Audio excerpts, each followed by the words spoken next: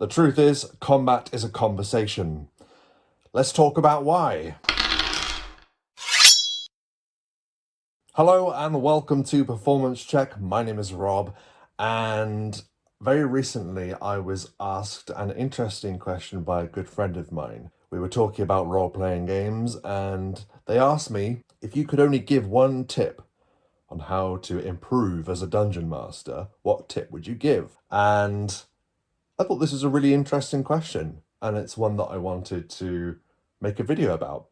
It's actually a subject, the tip that I've chosen is a subject that I've wanted to talk about for some time, and I have mentioned it once or twice on a podcast here and there, on the Dice Cast, for example, with Lloyd, or various different places where you heard me yammer on about role-playing games. You might have heard me talk about it before, but I thought it'd be a good idea to make an entire video about it because I thought, well, this is the one thing that I think I do in my games that I don't see anywhere else. I could be wrong. I probably am wrong. Obviously, there's lots of people playing lots of different games all the time. Maybe someone else has stumbled upon this. But the point I'm trying to make is I don't see it often. I don't hear it referred to often. So I thought, let's make a video and hopefully it will help someone who might not have heard of it before. This is my tip. This is a tip for Dungeons and Dragons. I was asked how to improve as a dungeon master. So that means Dungeons and Dragons. Any other game, it's Game Master, but if you're a Dungeon Master, in my mind, that means D&D. So, let's think about D&D for a moment. What does D&D do most? Well, it's primarily a combat-based game. We all love role-playing games, don't get me wrong, Performance Check.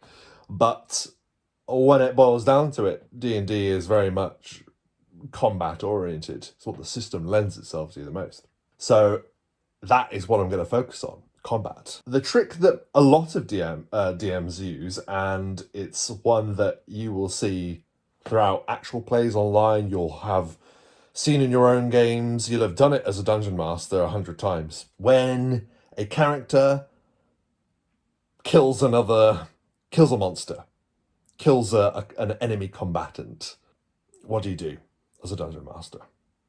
You definitely do this. You say, okay, Conrad, you have slain the orc. Tell us how you did it. You know, we all do that.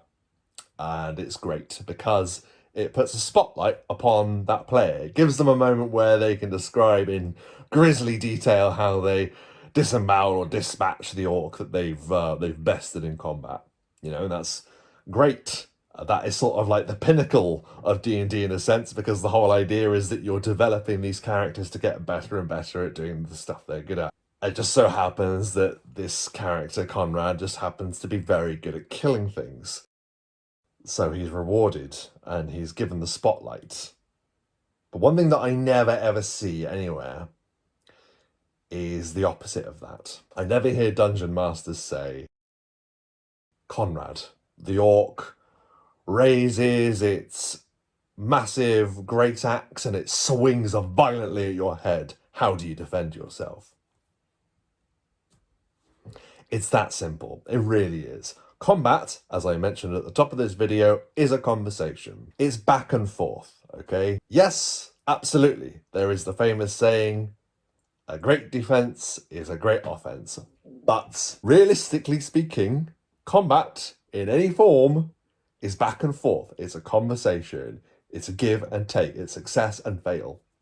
So if you were just giving your characters the limelight, or your players the limelight when they are only attacking, you're only really exploring one side of them. You learn a lot about a character by how they defend themselves. Are they lucky? You know, does someone just keep getting lucky? Do objects get in the way of that orc's great axe? Does the character trip, inadvertently dodging a fatal swing at his neck? Or is he a master duelist? Is he able to slip and parry and riposte? Is he a barbarian and simply the pure brutish weight of their athleticism is the thing that prevents the blow from landing? You will be amazed with what that will do to a game, what that will do to a combat encounter. Because You are then making the enemy's turn involve a particular player. You are once again using the situation that the enemies are presenting the players with and using that to examine the player characters. Sure, yeah, it's cool to focus in on the cool villainous types that they're fighting. It's also a good opportunity to show how these characters cope in stressful situations. In Dungeons & Dragons, you only have an armor class, okay? It is a number that you've got to beat or you don't beat. It is a success and fail. It's yes and no. It's very two-dimensional. Whereas if you see as the dungeon master, Conrad's armor class is 18. The orc rolls a 17. You think to yourself, this is the time. He's only just missed. Conrad, I want you to tell me how you barely manage to parry the strike from the orc. The other thing to consider with this technique is when you are putting the spotlight back onto the player during an enemy's go, you are doubling the amount of involvement that a player has in that battle.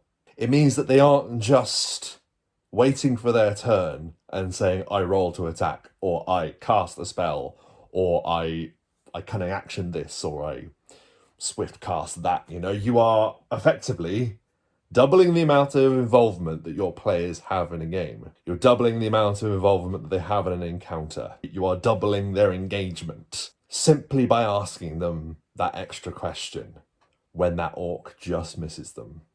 I'm not saying do it every time an enemy attacks. Sometimes you will feel that instinct kick in, that instinct that we, as people who run games, all feel.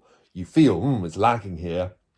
I need to gun through these minions' turns. There's like 4 goblins here. If they're just going to miss all of the attacks against this player character, then just gun through it, okay? Like build the pace again. But then when it gets to a moment where you want to build that tension again, it's like, oh my god, these villains that you're going up against are very nearly hurting you. And it's only by the efforts of your skill, that you're preventing yourself from meeting a grisly end. So, short and sweet, but that is my number 1 tip for Dungeons & Dragons combat, at least. And it's one that I don't see out there a lot. So, there you go. Remember, combat is a conversation, back and forth, attack and defense.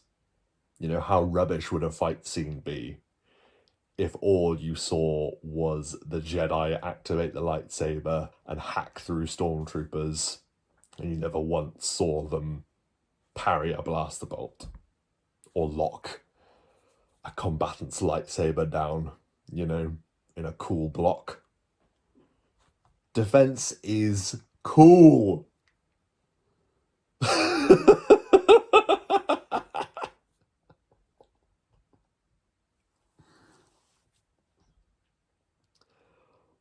So there we go. That's the tip that I would like to give as my number 1 combat-based tip for Dungeons & Dragons. I would actually be very keen to hear what your best tip would be. Please put it in the comments below.